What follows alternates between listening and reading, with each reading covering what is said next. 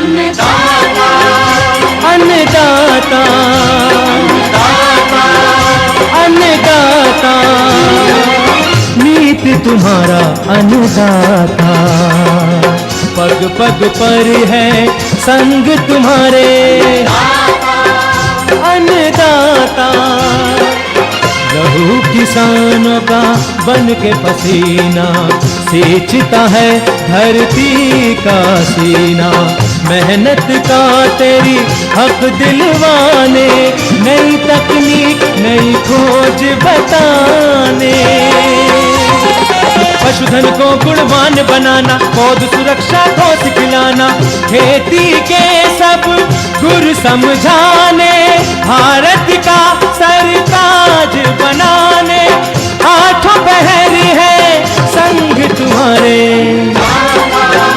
अन्नदाता अन्नदाता। नमस्कार, मैं राधा ठाकुर आप सभी दर्शकों का अन्नदाता के इस कार्यक्रम में स्वागत करती हूं। हमारे देश का किसान जन का पोषक है, वे श्रम का देवता है, अन्नदाता है, उसमें ही भारत की आत्मा निवास करती है। ऐसे ही किसान भाइयों की प्रगति के लिए हम खेतीबाड़ी से जुड़ी बहुत सी नई लाभकारी जानकारियां हर रोज सुबह लेकर आते हैं। तो चलिए कार्यक्रम शुरू करने से पहले देखते हैं क्या है आज के अन्नदाता में। किसान कैसे करें अनाज का लंबे समय तक सुरक्षित भंडारण।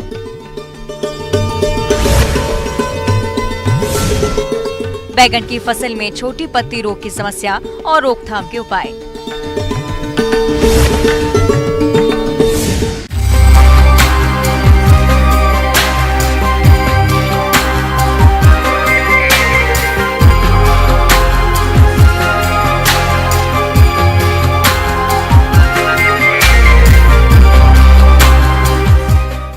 किसान फसलों की मढ़ाई करके अपने अनाज को या तो मंडी में बेच देते हैं या फिर भंडारण के लिए भंडार गृह में रख देते हैं। और भंडारण के दौरान कुछ खामियों के चलते अनाज में कई तरह के कीड़े जैसे इल्लियां, धुन, सुरसुले पड़ जाते हैं, जिससे अनाज जल्द ही खराब हो जाता है।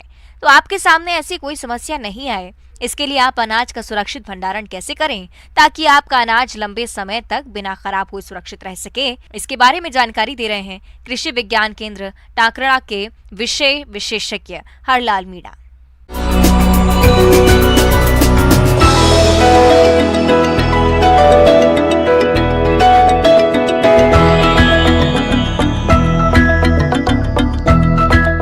आजकल ये देखा गया है कि प्रोडक्शन तो खूब ले लेते हैं किसान भाई, पर उसमें क्या अनाज भंडारण करते हैं ना, तो उनमें बहुत सारी समस्या आने लग जाती है, जैसे कीटों की और बीमारियां काफी लग जाती है, जिससे क्या है कि किसान लंबे समय तक उसको सुरक्षित नहीं कर पाता। इसलिए अनाज भंडारण कैसे करना है, इसके लिए यह देखना चाहिए कि भाई बीज में नमी % कितना चाहिए। अगर नमी ज़्यादा होगी तो उसमें कीट व बीमारियां बहुत ज़्यादा लग जाएगी। इसको सही रखने के लिए पहले तो किसान को ये ध्यान रखना चाहिए कि नमी की % कितनी चाहिए। जैसे दलहनी फसलों में नमी का % होना चाहिए 8 से लेके 9% तक, या 10% तक भी रख सकते हो आप। और जो सीरियल क्रॉप है जैसे गेहूं है, मक्का है, बाजरा है, इसमें 10 से लेके 12% तक नमी की आवश्यकता होती है।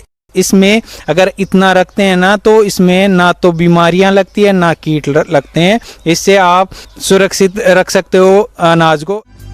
अनाजों का भंडारण बोरे में या ड्रम में किया जाता है। अगर आप बोरों में भंडारण कर रहे हैं तो जिस कमरे में भंडारण करना है उस कमरे का उपचार जरूर कर लें।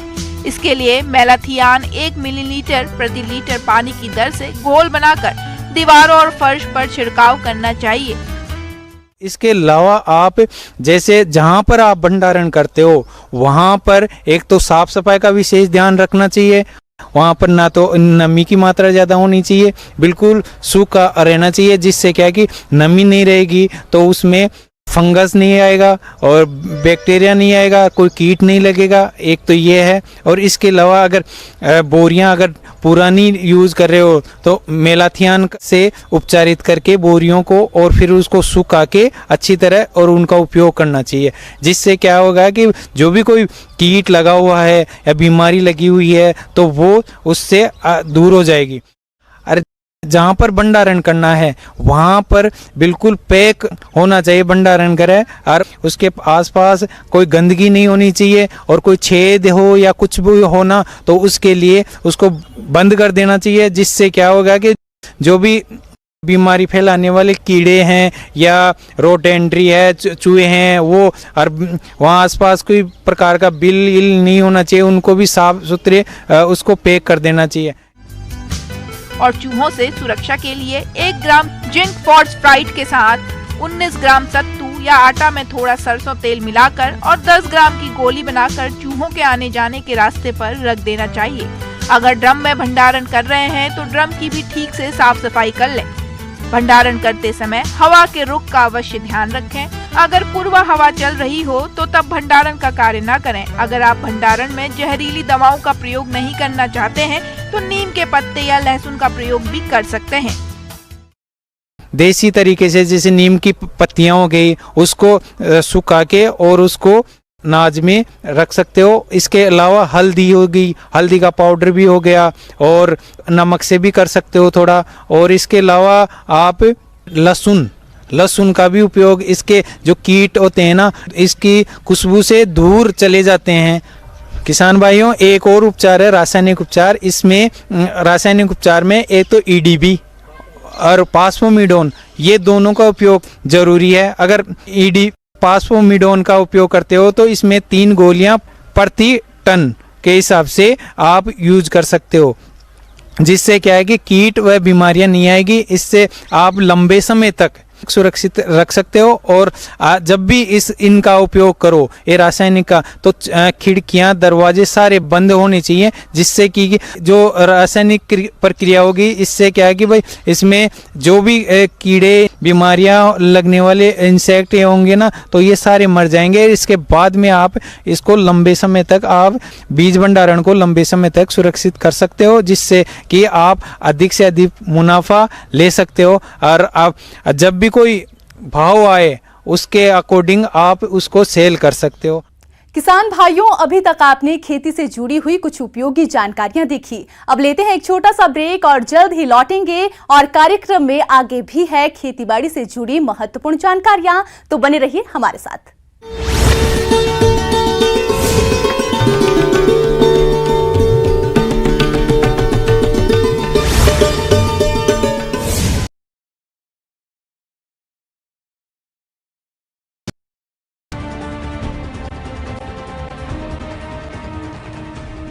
नमस्कार, 20 मिनट 20 खबर में आप सबका बहुत बहुत स्वागत है। आप सबके साथ मैं हूं प्रियंका राय। अगले 20 मिनट में आपको हम 20 अहम खबरों से रूबरू कराने वाले हैं। तो चलिए शुरू करते हैं 20 मिनट में 20 खबरों का सिलसिला।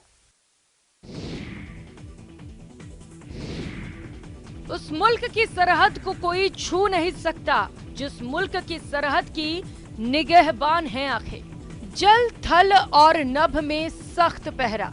श्रीनगर में 22 मई से G20 शिखर सम्मेलन शुरू होने जा रहा है। ऐसे में विश्व की नजरें इस सम्मेलन पर आ टिकी हैं। G20 सम्मेलन के दौरान पाकिस्तान समर्थित आतंकवादी भी जम्मू कश्मीर में किसी वारदात को अंजाम देने की फिराक में हैं, ताकि वे भी जम्मू कश्मीर में अपनी उपस्थिति दर्ज करवा सके। लेकिन उनके इन मंसूबों पर पानी फेरने के लिए सुरक्षा एजेंसियां भी पूरी तरह सतर्क हैं।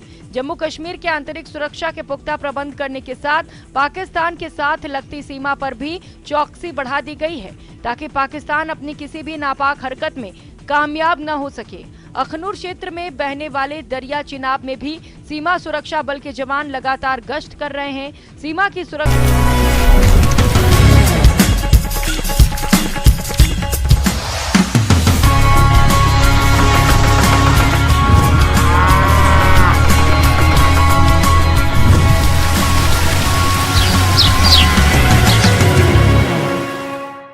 ब्रेक के बाद आप सभी दर्शकों का अन्नदाता में स्वागत है। तो चलिए अब रुख करते हैं अगली कड़ी की ओर।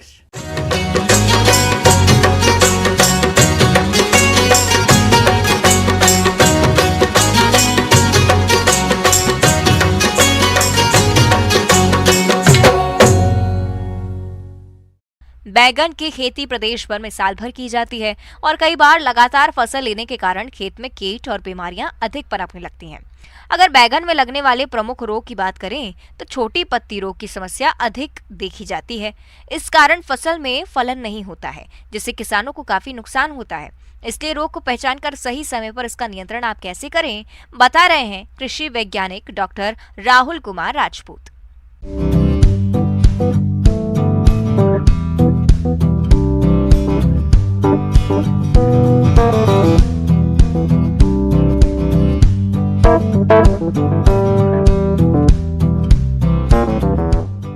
बैगन की जो फसल है उसमें हम देखते हैं कि एक छोटी पत्ती का रोग आता है, और ये जो रोग है बैगन की फसल में माइकोप्लाज्मा के कारण होता है।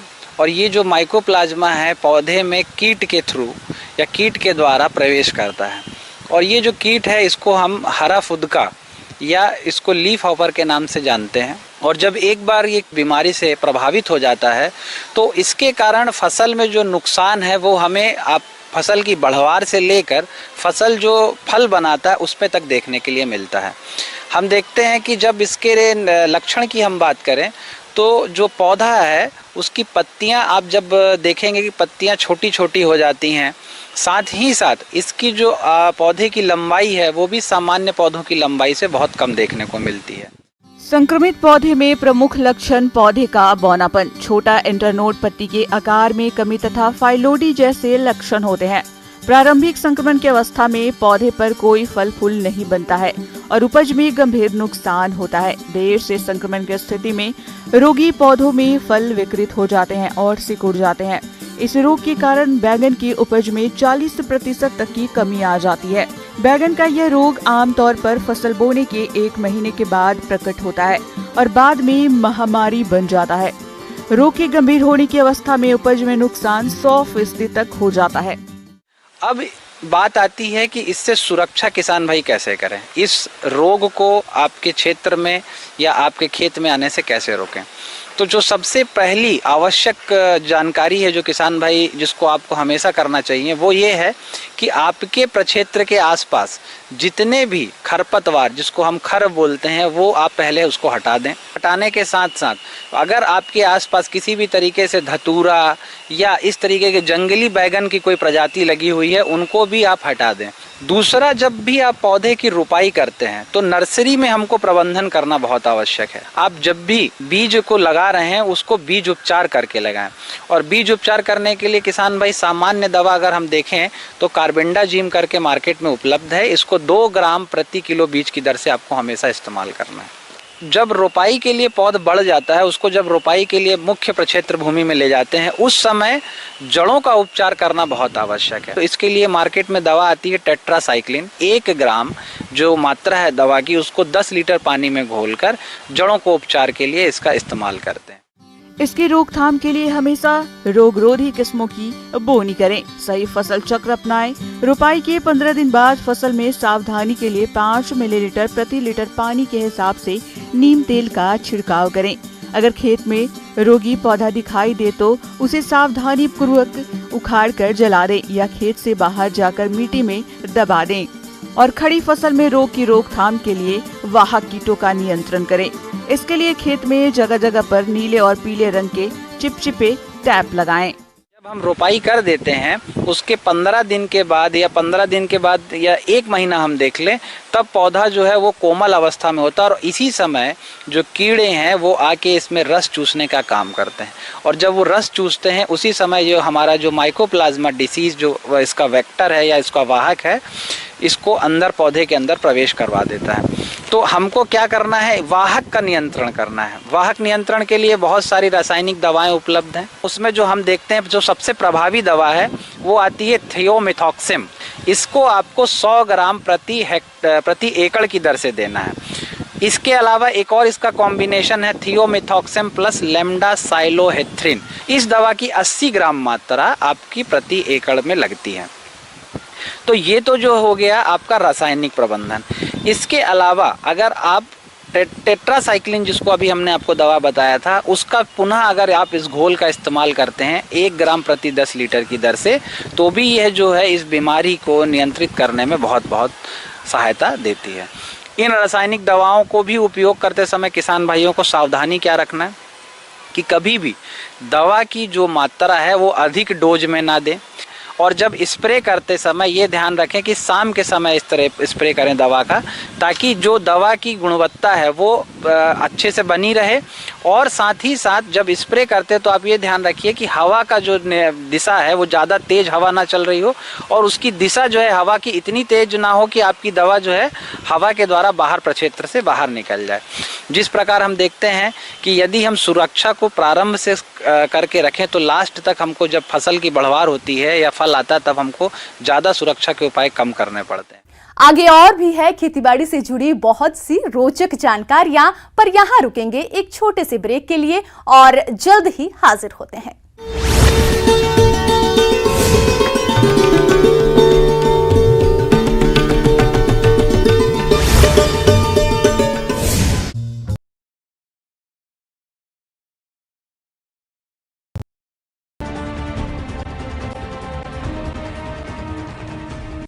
नमस्कार, 20 मिनट 20 खबर में आप सबका बहुत बहुत स्वागत है। आप सबके साथ मैं हूं प्रियंका राय। अगले 20 मिनट में आपको हम 20 अहम खबरों से रूबरू कराने वाले हैं। तो चलिए शुरू करते हैं 20 मिनट में 20 खबरों का सिलसिला।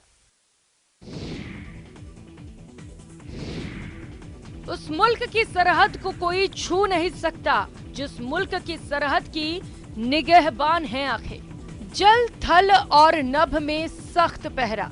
श्रीनगर में 22 मई से G20 शिखर सम्मेलन शुरू होने जा रहा है। ऐसे में विश्व की नजरें इस सम्मेलन पर आ टिकी हैं। G20 सम्मेलन के दौरान पाकिस्तान समर्थित आतंकवादी भी जम्मू कश्मीर में किसी वारदात को अंजाम देने की फिराक में हैं, ताकि वे भी जम्मू कश्मीर में अपनी उपस्थिति दर्ज करवा सके। लेकिन उनके इन मंसूबों पर पानी फेरने के लिए सुरक्षा एजेंसियां भी पूरी तरह सतर्क हैं। जम्मू कश्मीर के आंतरिक सुरक्षा के पुख्ता प्रबंध करने के साथ पाकिस्तान के साथ लगती सीमा पर भी चौकसी बढ़ा दी गई है, ताकि पाकिस्तान अपनी किसी भी नापाक हरकत में कामयाब न हो सके। अखनूर क्षेत्र में बहने वाले दरिया चिनाब में भी सीमा सुरक्षा बल के जवान लगातार गश्त कर रहे हैं।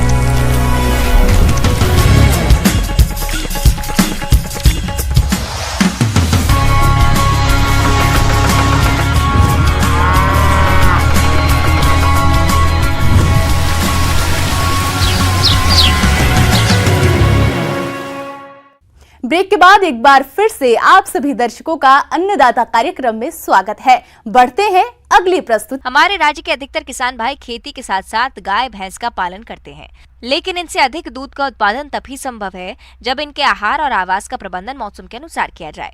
तो गर्मियों के मौसम में पशुओं की देखभाल किस तरह से करना है, इस बारे में जानकारी दे रहे हैं पशु वैज्ञानिक डॉक्टर S.K. श्रीवास्तव।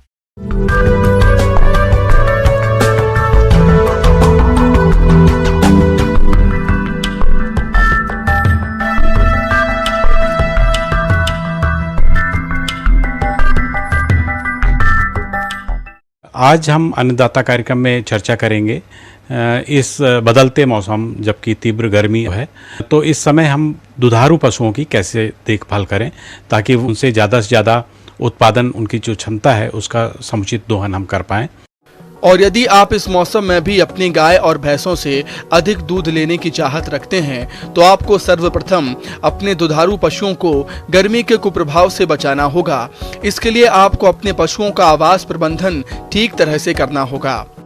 गर्मी के मौसम में हम क्या क्या उपाय करें कि हमारे पशुओं का उत्पादन भी अच्छा बना रहे, वह स्वस्थ भी रहें। तो हमेशा जो है हवादार जालियां लगाने के साथ साथ उसमें पर्दा डालने की व्यवस्था, ताकि अगर गर्मी में दोपहर में तेज लू ढलती है तो उस समय हम पर्दे गिरा दें ताकि पशुओं को सीधे तेज लू से बचाया जा सके। कूलर की व्यवस्था हो अत्यधिक गर्मी वाले क्षेत्रों में, और बहुत ही तीव्र गर्मी में हमको पानी के जेट और स्प्रिंकलर की व्यवस्था भी करना पड़ेगी। कभी कभी सीधे जानवरों के ऊपर स्प्रिंकल कर सकते हैं, पानी छिड़काव कर सकते हैं, नहीं तो शेड के ऊपर छिड़काव करने से काफ़ी जानवरों को राहत मिलती है। और साथ में जहाँ पर आप पशु को खाना और दाना और चारा देते हैं उसकी साफ़ सफाई भी बहुत अच्छी होनी चाहिए, नहीं तो उसमें नीचे पपड़ी जम के उसमें फंगस जम के जानवर को के स्वास्थ्य में विपरीत प्रभाव पड़ सकता है।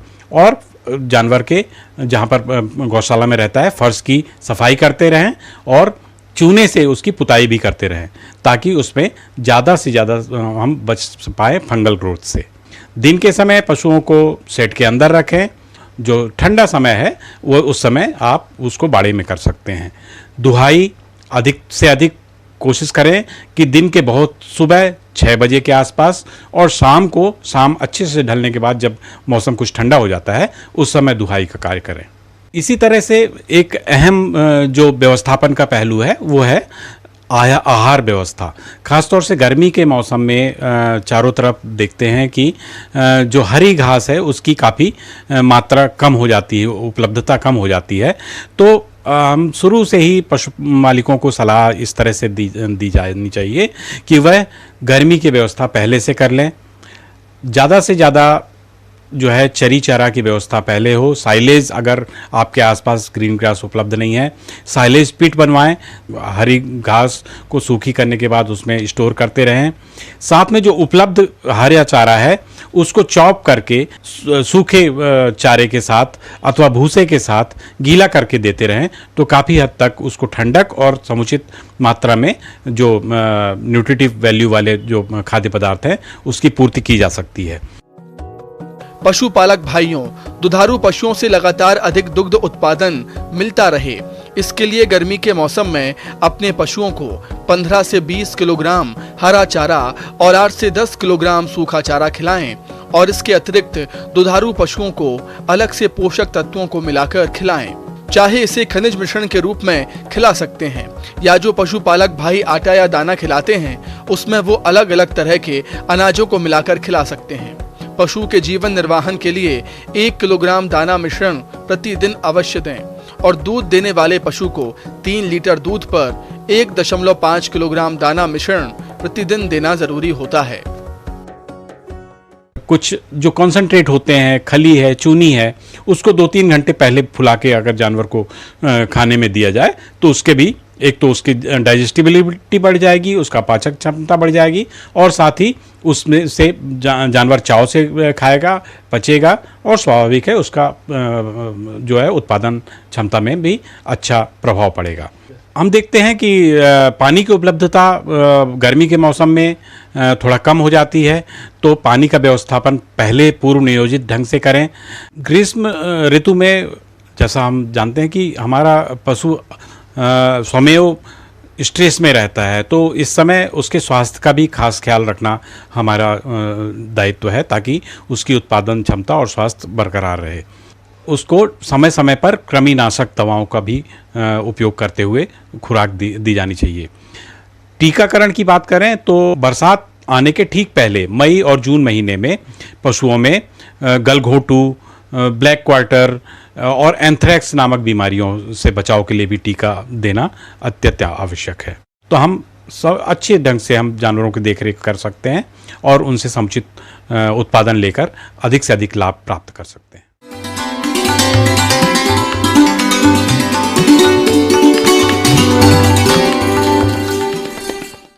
अन्नदाता हेल्पलाइन निःशुल्क फोन संपर्क सेवा के माध्यम से आपके द्वारा पूछे गए प्रश्नों में से 1 या 2 महत्वपूर्ण प्रश्नों को हम अपने कार्यक्रम में शामिल करते हैं। इसी के तहत आज किसान का सवाल और उसका जवाब इस प्रकार से है। आज के अन्नदाता हेल्पलाइन में जिस प्रश्न को कार्यक्रम में शामिल किया गया है उसे पूछा है निवाई जिला टोंक के किसान महेंद्र सिंह ने। आप भेड़ की दुम्बा नस्ल के बारे में जानकारी चाहते हैं, तो महेंद्र सिंह जी आपकी जानकारी के लिए प्रस्तुत है कार्यक्रम का यह है अंश।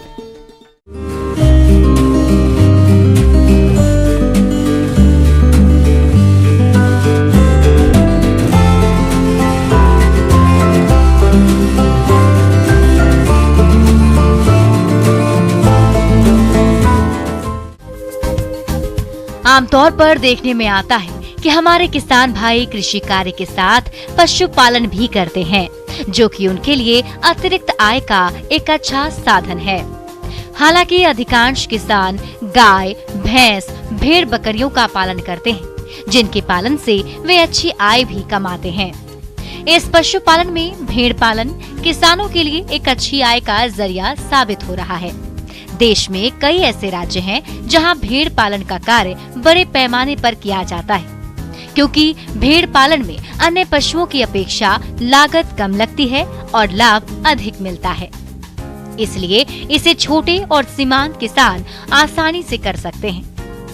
और इसी के तहत आज हम बात करने जा रहे हैं भेड़ की दुम्बा नस्ल के बारे में, जो कि किसानों के लिए किसी वरदान से कम नहीं है, क्योंकि ये नस्ल जल्दी तैयार हो जाती है और बाजार में अधिक मांग रहने के कारण किसानों को इसका अच्छा बाजार भाव भी मिल जाता है। किसान भाइयों, भेड़ की दुम्बा नस्ल को पहचानकर आप इनका आसानी से पालन कर सकते हैं। इस नस्ल की भेड़ों में सींग और पूंछ नहीं होती है और इनकी दुम चक्की के पाट की तरह गोल और भारी होती है। किसान भाइयों, मिडिल ईस्ट की दुम्बा के लिए राजस्थान का मौसम बिल्कुल अनुकूल है। यहाँ इनका पालन करके किसान कम लागत में अच्छा खासा मुनाफा कमा सकते हैं। जहाँ तक इसके आहार प्रबंधन की बात है, तो इसके आहार पर कोई ज्यादा खर्च नहीं आता है। इसको आमतौर पर किसान चराई करा सकते हैं। इसके अलावा सूखा और हरा चारा के साथ संतुलित मात्रा में दाना मिश्रण भी खिला सकते हैं। इस नस्ल की भेड़ों को लोग काफी पसंद करते हैं। खास तौर पर इस नस्ल के नर को बहुत पसंद किया जाता है, तो वहीं इसके बच्चों को भी बेचकर अच्छी आय कमाई जा सकती है। किसान भाइयों, 12 महीने की उम्र में दुम्बा नर का वजन लगभग 92 किलो और मादा का वजन लगभग 65 किलोग्राम हो जाता है। इस तरह बाजार में वयस्क नर 90,000 से 1,50,000 रूपए, तो वहीं मादा 70,000 रूपए और भेड़ के बच्चे 15,000 से 30,000 रूपए में बिकते हैं। इसकी मांग ईद उल अजहा पर बाजार में बहुत होती है। उस समय किसान भाइयों को इसका अच्छा भाव मिल जाता है। किसान भाइयों, इस नस्ल के बारे में और अधिक जानकारी के लिए आप केंद्रीय भेड़ एवं ऊन अनुसंधान संस्थान अविका नगर टोंक में संपर्क कर सकते हैं। इस तरह जो किसान भाई इन सभी खूबियों को देखते हुए भेड़ की दुम्बा नस्ल को पालना चाहते हैं, तो आप इस नस्ल की भेड़ का पालन करके अच्छा खासा मुनाफा कमा सकते हैं।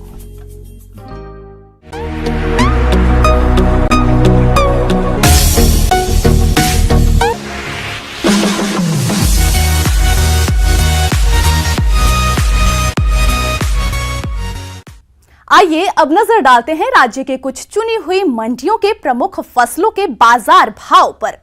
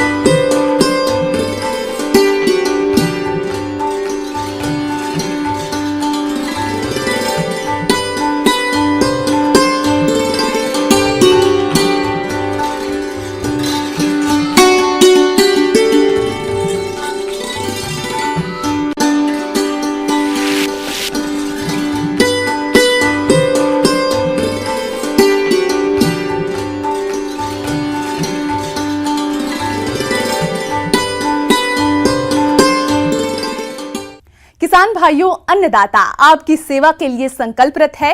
कृषि संबंधित समस्या और सुझावों के लिए आप हमें इस पते पर संपर्क कर सकते हैं। प्रोड्यूसर अन्नदाता news 18 Rajasthan, Ramoji film city Hyderabad 501512। साथ ही आप हमें ईमेल भी कर सकते हैं। हमारा ईमेल है p18annadataraajasthan@nw18.com। इसके अलावा आप हमें निशुल्क हेल्पलाइन नंबर 1800889213 पर सोमवार से शनिवार सुबह 10 से शाम 4 बजे के बीच संपर्क कर सकते हैं। किसान भाइयों, अब समय हो रहा है आपसे विदा लेने का, तो हमारी अन्नदाता टीम को दीजिए इजाजत। कल फिर आपसे मुलाकात होगी कृषि संबंधित कुछ और महत्वपूर्ण जानकारियों के साथ। नमस्कार।